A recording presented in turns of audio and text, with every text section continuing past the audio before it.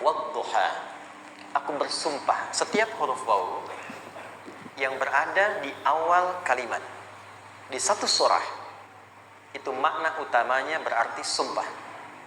Ya, qasam, sumpah. Seringkali diartikan demi, ya. Wal asri, demi masa. Wal fajri, demi waktu fajar. Wal laili, demi malam. Intinya sumpah. Sebentar, pelan-pelan. Kalau Allah menyampaikan sesuatu kepada kita, yakin tidak? Saya ulang, yakin tidak? Serius? Hah? Kalau yakin, kenapa tidak dilakukan? Ya, itu pertanyaan besar, ya. Baik, kalau Allah menyampaikan, Allah tidak bersumpah pun harusnya kita yakin. Tapi kalau Allah bersumpah dalam kaidah ilmu tafsir, berarti ada sesuatu yang sangat penting, yang saking pentingnya akan sangat dibutuhkan oleh setiap hamba, sehingga diminta setiap hamba itu fokus menyimak apa yang mau disampaikan. Bahkan saking pentingnya menyimak itu, Allah bersumpah. Jelas? Jadi kalau teman-teman menemukan di Quran ada ayat dibuka dengan sumpah, berarti ada kasih Allah yang tinggi yang akan disampaikan di ayat itu sampai meminta kita fokus untuk menyimaknya.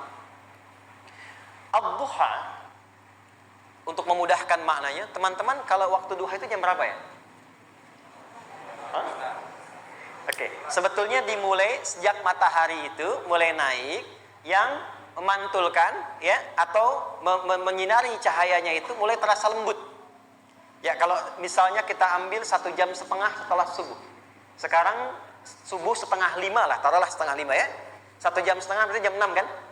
Nah, itu awal duha tuh. Awal duha. Sampai ke pertengahan kurang lebih 9:30, jam 10. Akhir duha jam 11 sampai menjelang ke zuhur. Awal duhanya disebut dengan syuruk namanya.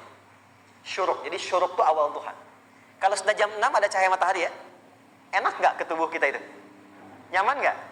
Jam 8 enak nggak kalau berjemur ya? Jam 9 enak ya? Nah, ini kata kiasan dalam bahasa Arab. Kalau kita merasakan sesuatu yang enak, nyaman, memberikan manfaat yang banyak, itu orang Arab sering memberikan kiasan dengan waktu-waktu tertentu. Di antaranya duha. Jadi kalau kita menemukan kalimat duha, jangan langsung diartikan ke waktu duhanya. Boleh jadi yang diinginkan adalah makna di balik itu, yaitu semua kenikmatan dan kenyamanan yang didapatkan. Cara mengartikan ini, wadduha, aku bersumpah, kata Allah, ya Muhammad, demi semua kenikmatan yang kau rasakan dalam hidup, seperti engkau merasakan kenikmatan cahaya duha itu. Jelas? Wal laili idza saja, dan aku bersumpah, al-lail, lail itu apa? Malam. Baik, lail turunannya, layali jamaknya, lela, lili, lala, itu malam. Jadi kalau ada ibu leli, ibu malam-malam ya. Al-lail. Oke. Lail itu malam. Malam gelap nggak? Gelap. Tapi kalau gelapnya gulita, tidak ada cahayanya, gelap betul gitu. Gelap ya. Misalnya sedang kita dapati misalnya satu momentum padam lampu, padam semua, dan pas gerhana misalnya gelap sekali. Nah, itu bahasa Arabnya disebut dengan saja namanya. Ya, saja. Wal laili idza saja. Dan malam apabila telah gulita. Zaman Nabi kan enggak ada lampu. Ya, belum ada PLN. Ya, dan seterusnya. Jadi gelapnya betul-betul gelap. Saya mau tanya sebentar. Biasanya kalau situasi gelap itu mudah enggak menemukan benda tertentu? Melangkah mudah atau sulit? Tidak mudah untuk dilakukan kan? Dalam bahasa Arab, kalau kita ingin mengungkapkan satu kegamangan yang luar biasa, sampai kita merasakan gelap dan sulit melangkah. Bukan hanya karena nggak ada cahaya, mungkin karena ada pekerjaan tertentu yang menyulitkan, masalah tertentu yang menyulitkan, sehingga merasa seakan-akan kita tuh gelap. Makan nggak enak, melangkah susah. Pernah nggak merasakan situasi yang saking beratnya satu beban itu seakan-akan makan nggak mau, melangkahnya berat, ada vertigo, kadang-kadang pusing. Pernah merasakan itu? Itu bahasa Arabnya, wal-laili idza saja. Perhatikan kalimatnya, ya Muhammad sallallahu alaihi wasallam, aku bersumpah demi semua kebahagiaan dan kenikmatan yang engkau pernah raih, seperti merasakan kenikmatan cahaya duha. Dan mungkin persoalan hidup yang pelik yang membuat engkau merasakan kesulitan, seakan-akan merasa di suasana gelap yang gulita. Ma wadda'aka rabbuka wa ma qala. tanamkan dalam jiwamu yang paling dalam, aku tidak akan pernah meninggalkanmu. Ada suami pulang dari pekerjaan, mendapati istri sedang termenung dan mengalir air matanya. Tiba-tiba suaminya datang mengatakan, hangat sekali pada istrinya, di sampingnya membelainya dan mengatakan, "Ma, demi semua suka yang pernah kita lalui bersama, dan demi duka yang mengalirkan air matamu saat ini pun, tanamkan dalam hatimu yang paling dalam, Papa akan selalu bersama Mama dalam setiap situasi itu." Kira-kira para ibu merasakan itu bagaimana perasaannya? Masa sih?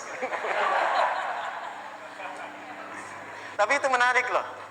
Menarik ya. Jadi kalau teman-teman ngaji surat Yusuf, di surat Yusuf itu laki-laki diilustrasikan dengan matahari, perempuan diilustrasikan dengan rembulan. Ya. Inni ra'aitu ahada asyara kaukaba wasyamsa wal qamara ra'aituhum li sajidin.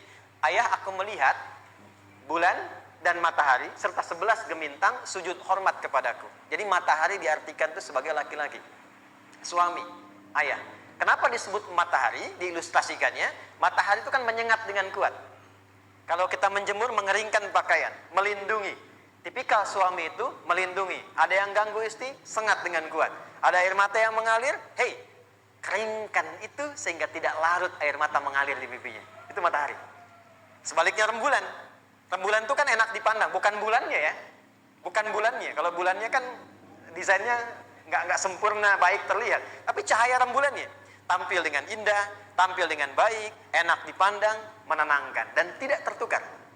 Jangan sampai ada istri jadi matahari, suami jadi rembulan. Jelas ya? Dengan kekuatan bulan aku menghukummu, ya kan? Itu. Oke. Tahan sampai sini, tahan. Lihat baik-baik. Saya berhenti sampai sini dulu.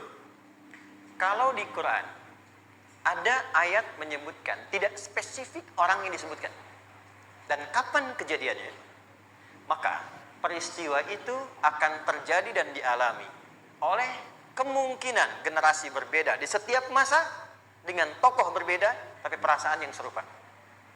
Sebaliknya, kalau disebutkan namanya, jelas identitasnya, kapan kejadiannya, maka peristiwa itu hanya akan menimpa orang tersebut dan tidak akan dialami lagi orang lain setelahnya.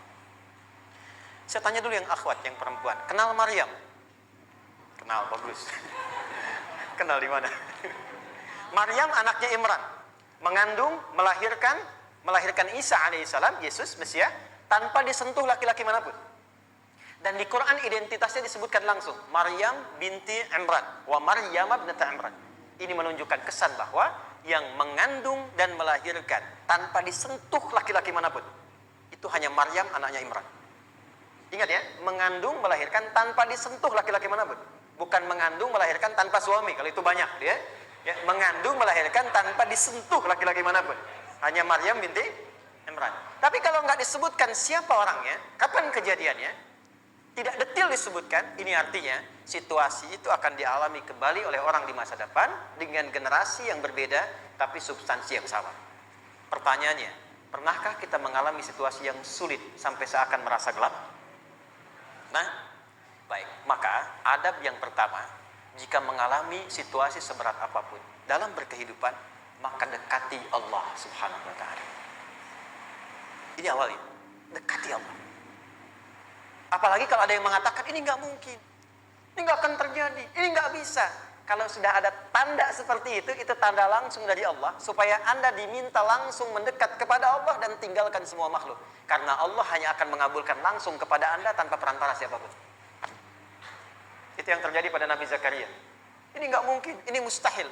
Maka beliau langsung memohon kepada Allah dan langsung menyebutkan, ya Allah, saya minta darimu saja, tidak dari yang lain. Maka dikabulkan seketika.